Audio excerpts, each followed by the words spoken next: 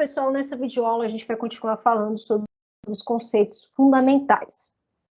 Bom, na última aula eu expliquei o que era força. Força é uma grandeza vetorial e ela precisa de direção, sentido e intensidade, um ponto de aplicação. Bom, então vamos adentrar mais sobre esse assunto.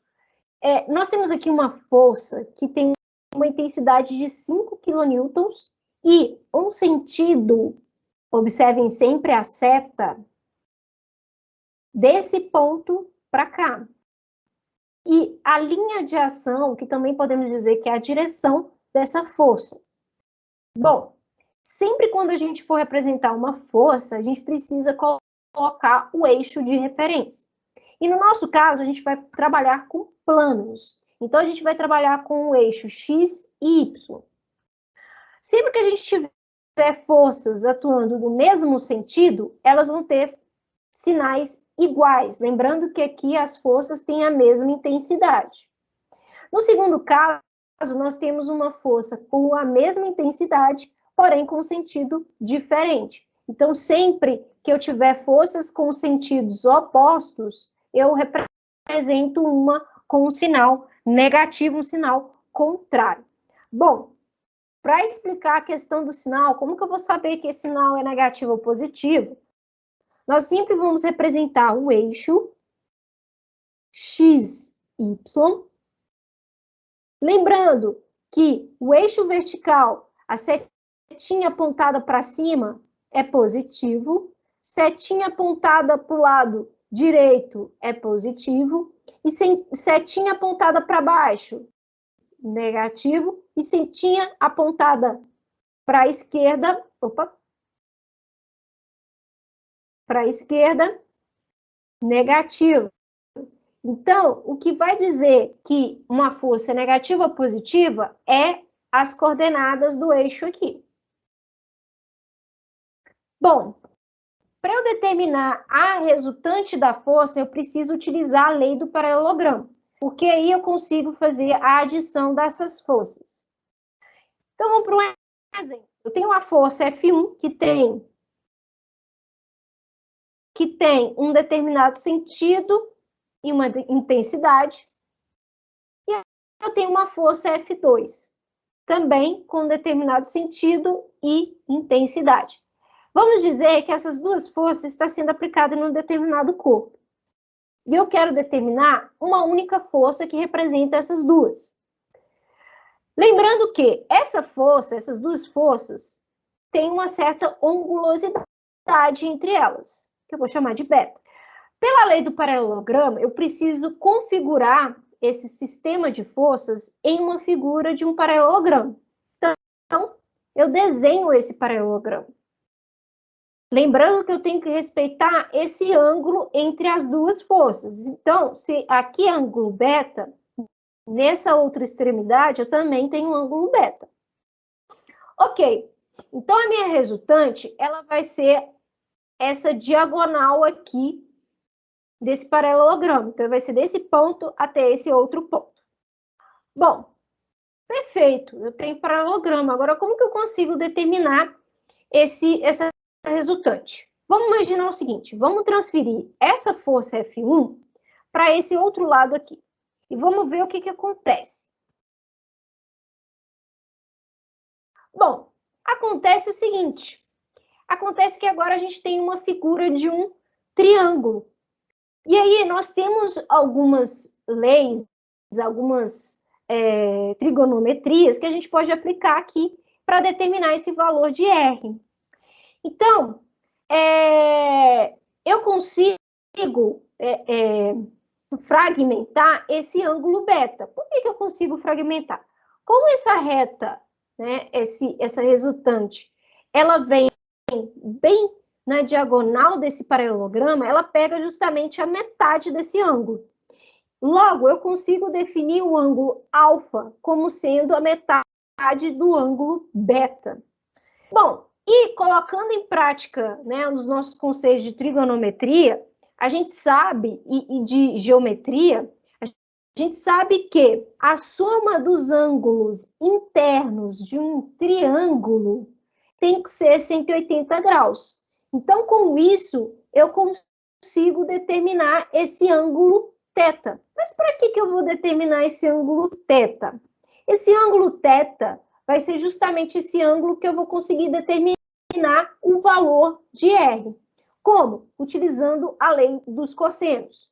Bom, aqui eu tenho um triângulo qualquer, de lado A, B e C, e ângulos internos A, B e C minúsculos. Bom, perceba que esses ângulos estão diretamente relacionados com o lado oposto, com os lados opostos.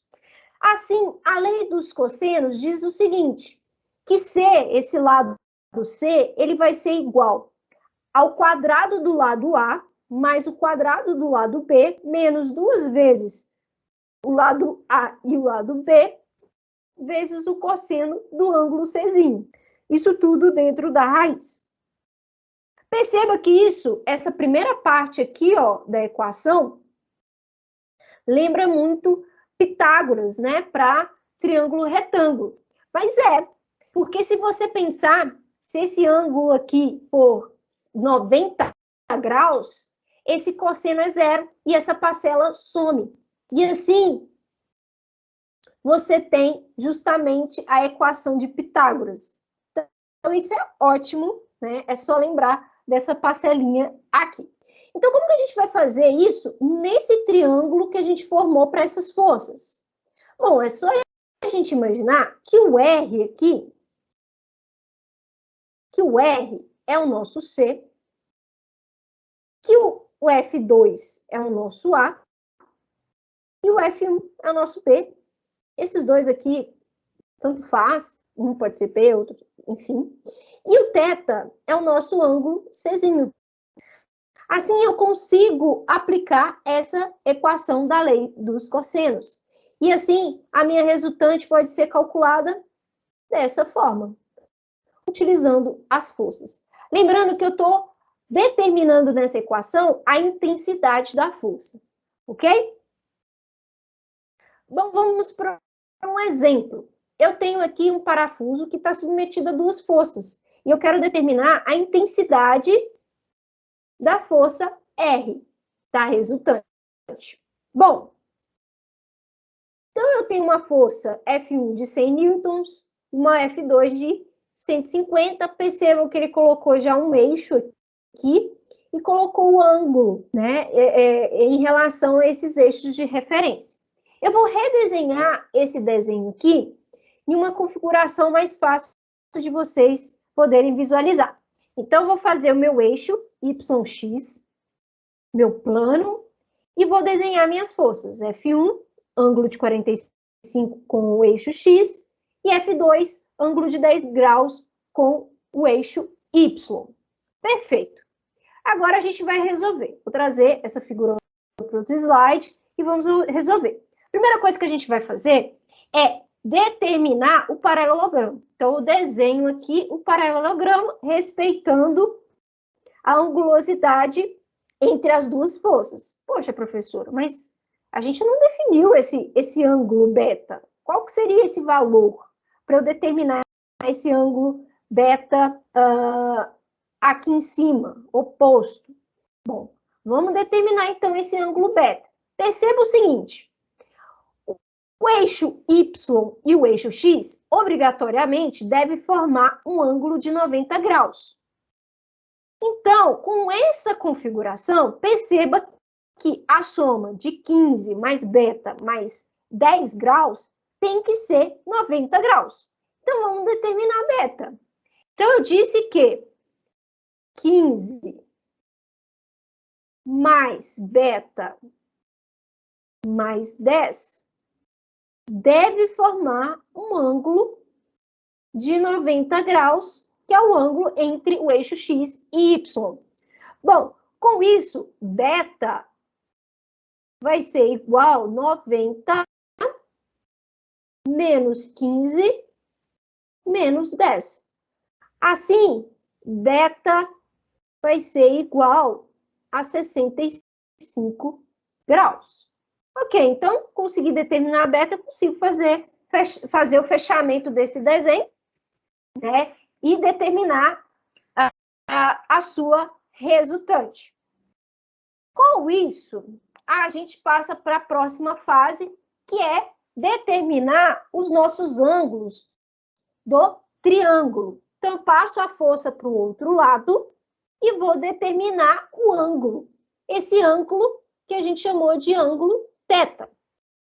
Lembrando que essa resultante, ela vai cortar esse ângulo beta bem na metade, que vai ser beta dividido por 2, e aqui em cima também vai ser beta dividido por 2. Então, como que eu determino θ? Eu sei pela trigonometria que qualquer triângulo, na soma dos seus ângulos internos, eu tenho que ter 180 graus. Logo, a soma de beta dividido por 2 mais beta dividido por 2 mais θ, eu tenho que ter 180 graus. Então, 180 graus, substituindo aqui, vai ser, somando isso aqui, vai dar beta, então vai dar 65, mais θ. Então, θ é 180 menos 65. E assim, eu tenho 115 graus. Ok, perfeito. Vou redesenhar aqui a minha configuração final. Fiquei com essa configuração. Então, eu tenho um ângulo de 115. E agora, eu consigo aplicar a lei dos cossenos. Então, R é igual a F1 ao quadrado mais F2 ao quadrado menos 2 vezes F1 vezes F2 vezes cosseno de θ, que é 105 graus. Eu vou colocar aqui a raiz, não ficou muito bonitinho. Então, R é igual a F1, que é 100 ao quadrado, mais 150 ao quadrado, menos 2 vezes 100 vezes 150 vezes cosseno de 115 graus. E aí eu coloco tudo isso dentro de uma raiz e a minha resultante vai ser 212,55 newtons. Sugiro a vocês a refazerem essa conta passo a passo para fixar, ok? Bom, agora a gente vai para a próxima parte, que é a definição de momento. O que é momento? Momento representa a tendência de rotação em torno de um ponto provocada por uma força. E para eu ter momento, eu preciso de uma distância.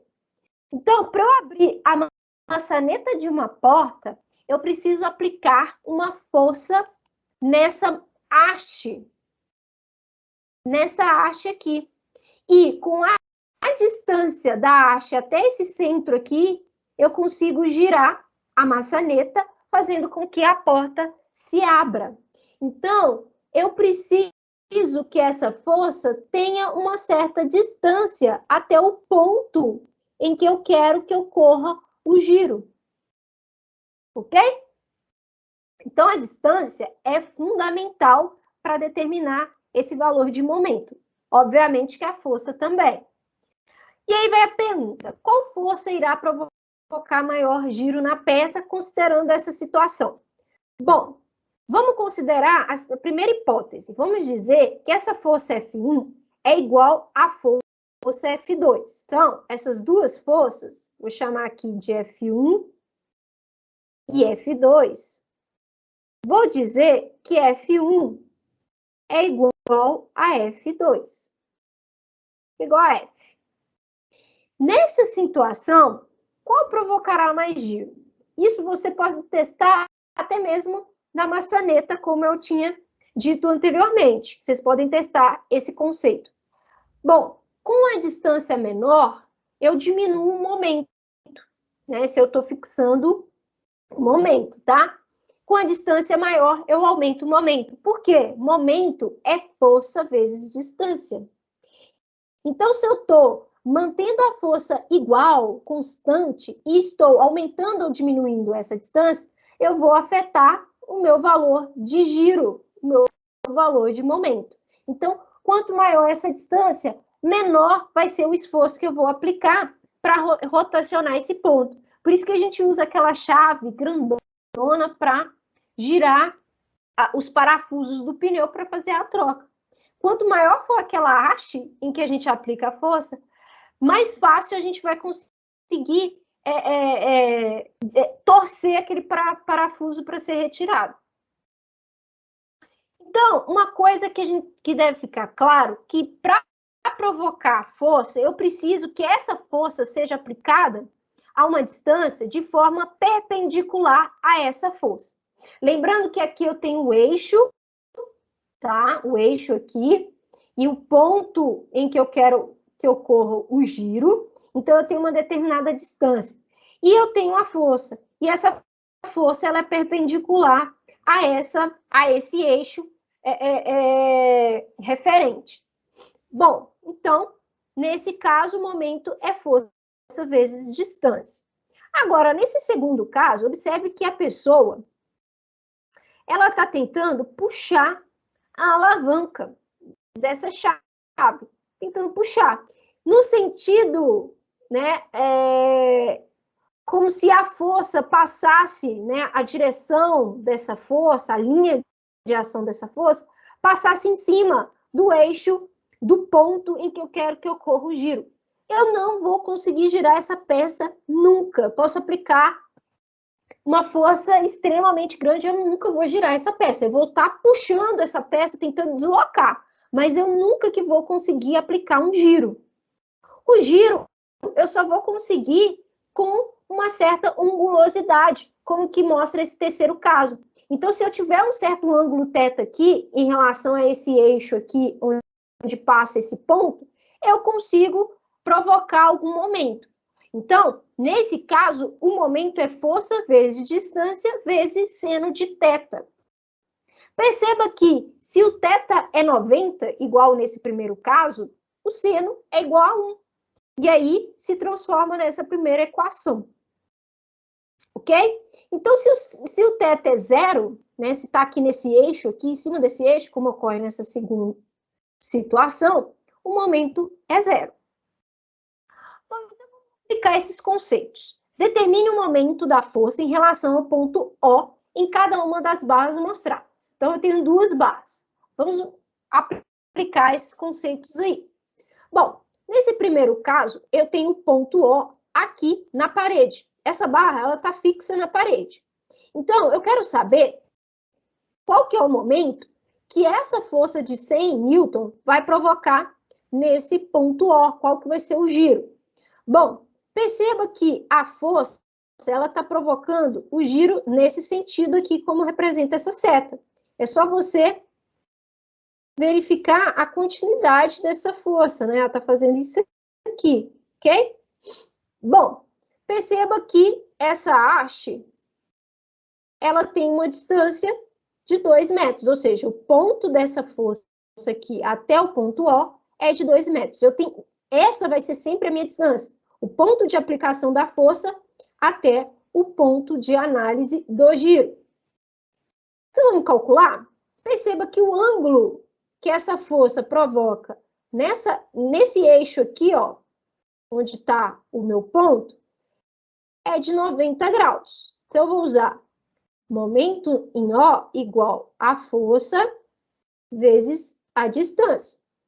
Então, MO vai ser o quê? Vai ser a força de 100 newtons vezes a distância de 2 metros. Então, o momento vai ser de 200 newtons vezes metro, tá? Então, a unidade de momento é força vezes um determinado comprimento. Bom, no segundo caso, na letra B, eu tenho essa situação. Eu tenho uma haste com 2 metros e eu tenho uma curva nessa haste com um determinado pedaço com 0,75 metros. E essa força é aplicada bem aqui nesse trechinho dessa haste. Bom, perceba que a linha de ação dessa força é diferente da linha onde passa, onde se encontra o meu ponto de análise, meu ponto O. Perceba que, ó, vou desenhar o eixo do ponto O, é aqui em cima. É aqui em cima. Enquanto o eixo de ação da força é esse aqui de baixo. E aí eu pergunto, qual que é o momento provocado por essa força no ponto O? Bom, não é zero. Por que não é zero? Porque eu tenho uma distância de 0,75 até o ponto O. E essa distância, ela é perpendicular à força. É como se eu estivesse analisando a situação da seguinte forma. É como se eu tivesse o ponto O aqui e eu tivesse essa haste bem aqui assim, ó. Bem aqui, ó. 0,75. E a minha força está aqui, de 50 newton. Então, eu simplesmente desloquei esse trecho aqui para cá, para ficar mais claro de visualizar. Então, eu tenho uma distância que forma um ângulo de 90 com a força, eu tenho um momento, que é dado por MO igual a força vezes a distância D. E aí, eu tenho a força de 50 vezes a distância de 0,75 metros. Então, o meu momento no ponto O é de 37,5 newtons vezes metro. Então, refaça esses exercícios aí. E o que é um binário? Um binário é definido como duas forças paralelas de mesma intensidade,